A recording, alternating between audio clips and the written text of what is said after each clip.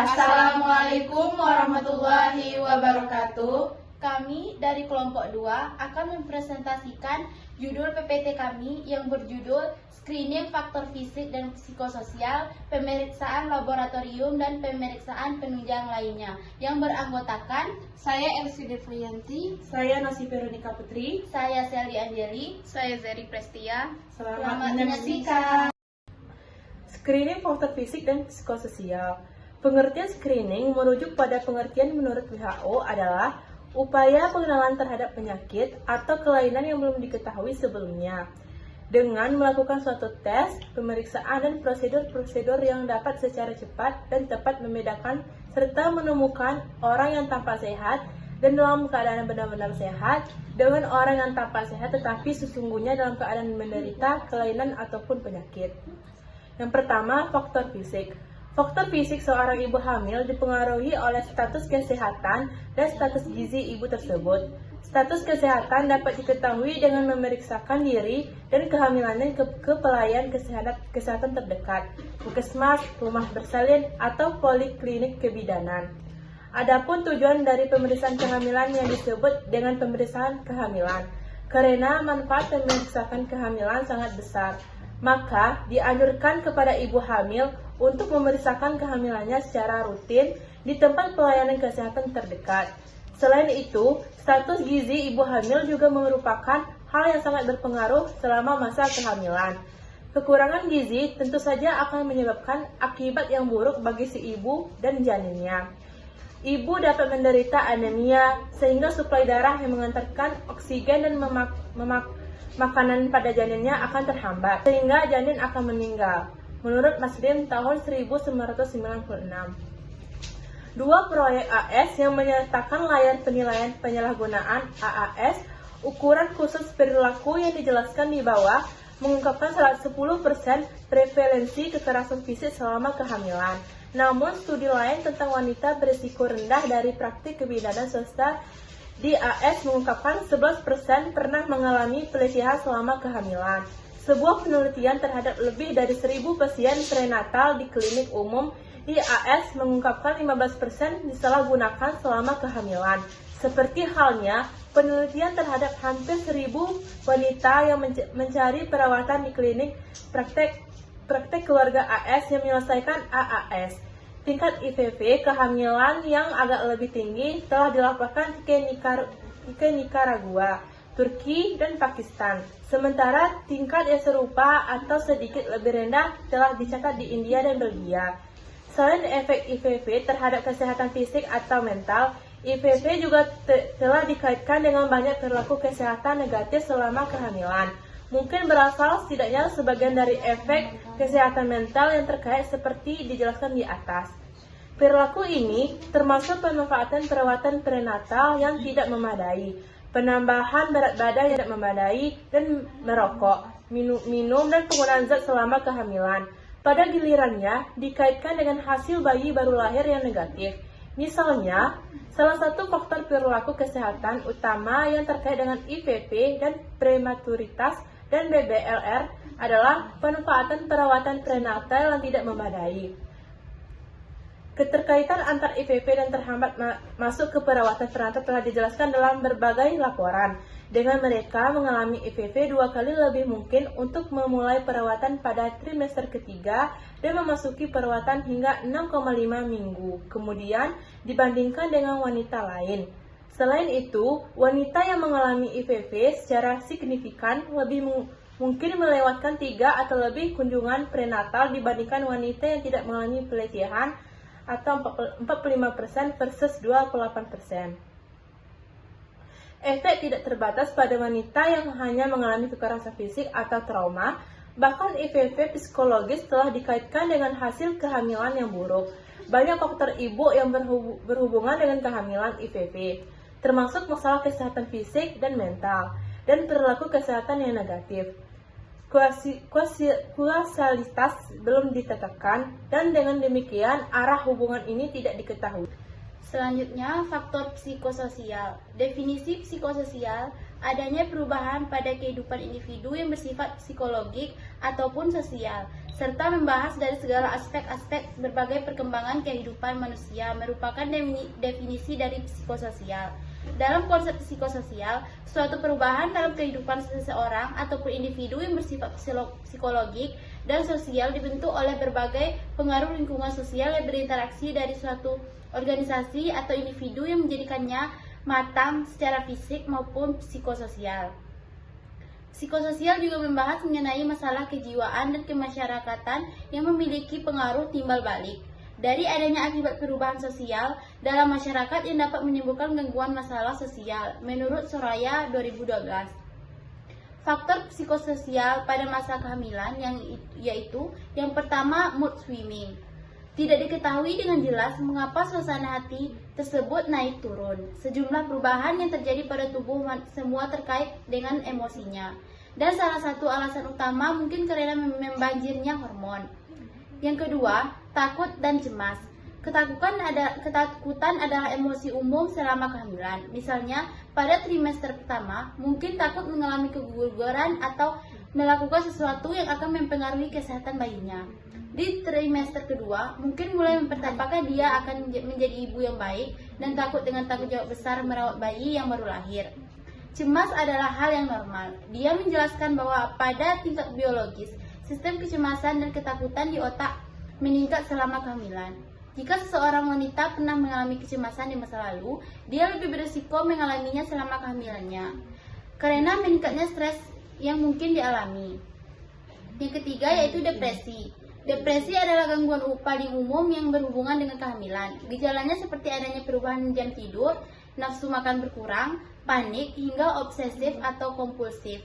Dikutip dari jurnal Psychiatric Disorders in Pregnancy yang ditulis oleh Diana Sarter, disebutkan bahwa terdapat beberapa faktor risiko serta kolerasi kehamilan dan gangguan psikologis yang terjadi selama kehamilan. Faktor-faktor risiko yang paling jelas diidentifikasi tersebut termasuk riwayat depresi sebelumnya, kurangnya dukungan sosial, stres terkait pengalaman negatif, dan dengan adanya yang tidak menyenangi sang ibu di tengah hamil. Yang keempat, panik. Gangguan panik selama kehamilan terjadi bervariasi dan tidak jelas. Selain itu, kelompok wanita mungkin mengalami gangguan panik saat pertama kali hamil. Wanita mengalami serangan panik harus di-screening untuk mendeteksi beberapa kekacauan tiroidnya yang terjadi. Kemungkinan efek kecemasan dan panik kehamilan adalah ketidaktahuan menangani kehamilan itu sendiri. Yang kelima, obsesif dan kompulsif. Obsessive Compulsive Disorder atau OCD ditandai dengan pikiran yang terjadi secara berulang dan tidak dapat dikendalikan atau obsesi. Menanggapi pemikiran ini, laporkan bahwa wanita memiliki tingkat risiko yang tinggi untuk mengalaminya selama kehamilan dan postpartum. Dalam satu penelitian, terhadap wanita menunjukkan sebesar 39% dari peserta mengalami OCD saat mulai masa kehamilan. Perawatan untuk pasien OCD pada kehamilan sama dengan orang dewasa lainnya yang tidak hamil, yakni dengan terapi perilaku kognitif dan farmakoterapi. Bagi ibu hamil yang mengalami OCD parah, maka dia tidak hanya membutuhkan terapi, namun diharuskan menjalankan perawatan lainnya. Yang keenam, gangguan selera makan. Prevalensi atau populasi yang mengalami gangguan makan bagi ibu hamil di Indonesia terdapat sekitar 4,9%. Sementara itu, penelitian menyatakan bahwa tingkat keparahan gejala akan menurun selama kehamilan tersebut. Yang ketujuh, psikosis. Ibu hamil dan pasca persalinan diketahui memang banyak mengalami masalah ini. Gangguan ini ditandai dengan terjadinya halusinasi paranoid, delusi, sulit konsentrasi, hingga mengalami kesulitan tidur. Yang kedelapan, bipolar. Ini merupakan gangguan yang terjadi pada satu periode khusus, dalam arti kambuhan. Meski sebagian besar terjadi saat ibu hamil telah melahirkan, namun juga bisa terjadi selama masa kehamilan. Pada wanita yang memiliki riwayat bipolar sebelum kehamilan, perlu untuk dinilai beberapa tingkat keparahannya, karena pengawasan tersebut sangat penting bagi kondisi kejiwaan dan perilaku ibu hamil. Yang kesembilan, skizofrenia. Ini adalah gangguan yang dapat naik turun selama masa kehamilan, sehingga sangat dibutuhkan pengawasan serta penanganan yang tepat dari dokter.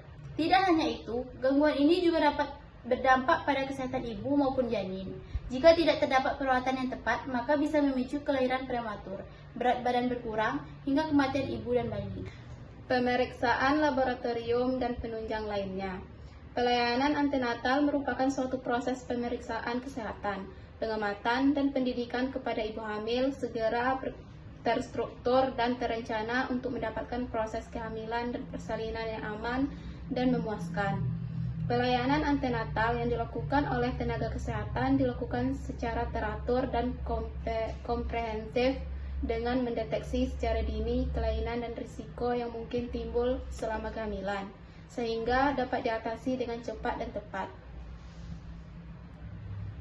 Kemudian pemeriksaan laboratorium saat hamil trimester pertama, yaitu USG. Tes ini dilakukan untuk menentukan ukuran dan posisi bayi. Selain itu, juga membantu menentukan adanya risiko janin mengalami cacat lahir dengan mengamati struktur tulang dan organ bayi. Yang kedua, tes darah. Selama trimester pertama, dilakukan 2 jenis tes serum darah ibu, yaitu Pregnancy Associated Plasma Protein dan hormon HCG. Ini merupakan protein dan hormon yang diproduksi oleh plasenta pada awal kehamilan. Jika hasilnya tidak normal, berarti ada peningkatan risiko kelainan kromosom. Tes darah juga dilakukan untuk mengetahui adanya penyakit menular pada bayi, atau disebut dengan tes TOP. Yang ketiga, chorionic villus sampling adalah tes screening invasif yang dilakukan dengan mengambil potongan kecil dari plasenta. Tes ini biasanya dilakukan untuk minggu ke-10 dan 12 kehamilan. Tes ini biasanya merupakan tes lanjutan dari USG-NT dan tes darah yang tidak normal.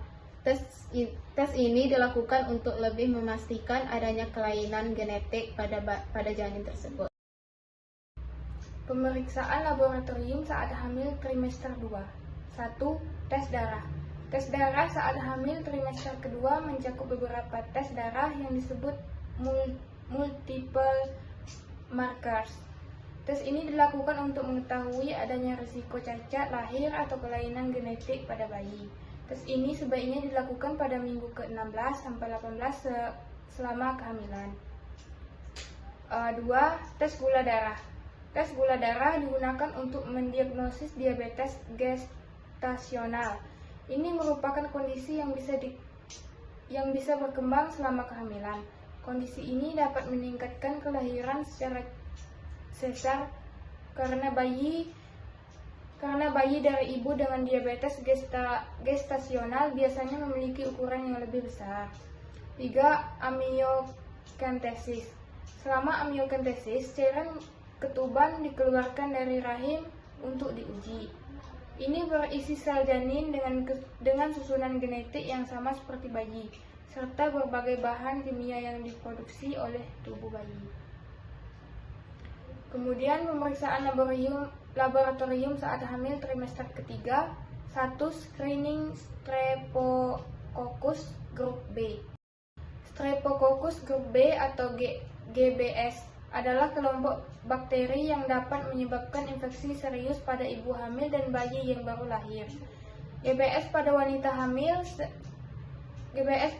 sehat sering ditemukan di daerah mulut, tenggorokan, saluran pencernaan, dan vagina. GBS di vagina umumnya tidak berbahaya bagi wanita terlepas dari sedang hamil atau tidaknya.